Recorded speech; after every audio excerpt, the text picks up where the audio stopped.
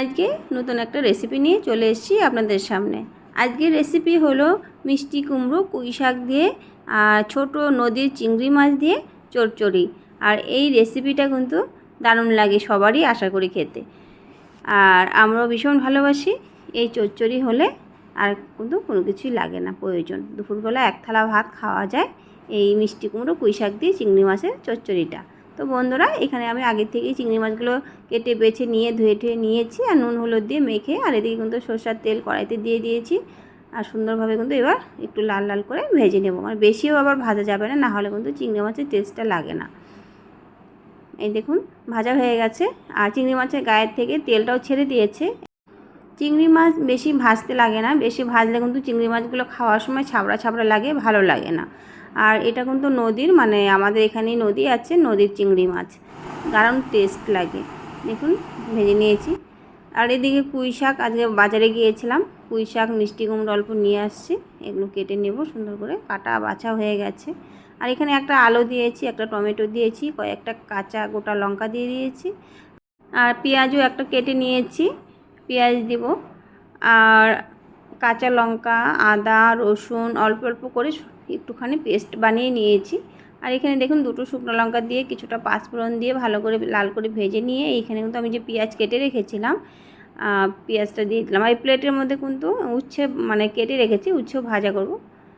আর এদিকে কিন্তু আমি ভাজা হয়ে গেছে, একটু হালকা করে ভেজে নিয়েছি পেঁয়াজগুলো, বেশি কিন্তু কড়া করে ভাজা যাবে না, তাহলে ভালো লাগবে না। আর এখানে কিন্তু আমি সবজিগুলো দিয়ে একটুখানি ধনের গুঁড়ো, একটুখানি জিরের গুঁড়ো, বেশি মশলা দেবো না, ভালো লাগে না। আর এই যে পেস্টটা বানিয়েছিলাম আদা রসুন কাঁচা লঙ্কা, সেটা কিন্তু দিয়ে দিয়েছি। আর এবার কিন্তু ভালো করে কষিয়ে নিতে হবে। আর কিন্তু এই রেসিপিটার মধ্যে কিন্তু জল দেওয়া যাবে না, জল একদমই দরকার নেই। পুঁই শাকটা যখন দিয়ে দেবো সেই জলটা দিয়েই পুরো রেসিপিটা হয়ে যাবে। আর এখানে কিন্তু আমি একটু সামান্য হলুদ দিয়ে দিয়েছি। এবার কিন্তু শাকগুলো দিয়ে দিচ্ছি। এই শাকের মধ্যে ডাঁটাগুলো আছে, সব একসাথে সুন্দরভাবে সিদ্ধ হয়ে যাবে। আমি একদমই আগারগুলো, মানে আগার পাতার শাকগুলো দিয়েছি, গুঁড়ার দিকে দেইনি, কেন শক্ত শক্ত হয় আর সিদ্ধ হতে হয়তো সময় লাগবে, এই জন্য আমি আর দেইনি। আর এবার ভালো করে নাড়াচাড়া করে নিচ্ছি।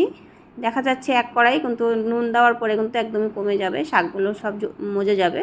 আর এখানে হাফ চামচের মতো নুনটা দিয়ে দিলাম, হাফ চামচের মতো নুন দিয়ে এবার কিন্তু ভালো করে কষিয়ে নিচ্ছি।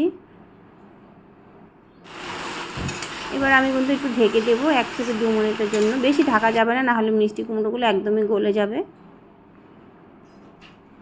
দেখুন 2 মিনিট বাদে ঢাকনা খুলেছি আর কতটা জল উঠে গেছে, শাকের থেকে সব জল উঠে গেছে। এবার মাছগুলো দিয়ে দিয়েছি, এবার ভালো করে নাড়াচাড়া করে সুন্দর করে কষিয়ে নিব যতক্ষণ এই জলটা না শুকাবে। তো বন্ধুরা, আপনারা যারা খাননি অবশ্যই কিন্তু এইভাবে পুঁই শাক মিষ্টি কুমড়ো দিয়ে চিংড়ি মাছ দিয়ে করে খাবেন, খুব ভালো লাগে। আর নদীর চিংড়ি মাছ হলে তো কোনো কথাই নেই, নদীর চিংড়ি মাছের যে কোনো নদীর মাছ টেস্টই থাকে আলাদা। দেখুন একদম জল কিন্তু কষে গেছে, আর জলটা শুকিয়ে গেছে আর কি। আর ভালো করে আমার কষানো হয়ে গেছে। এবার কিন্তু আমি তুলেও নিলাম। বন্ধুরা দেখুন কত সুন্দর হয়েছে দেখতে।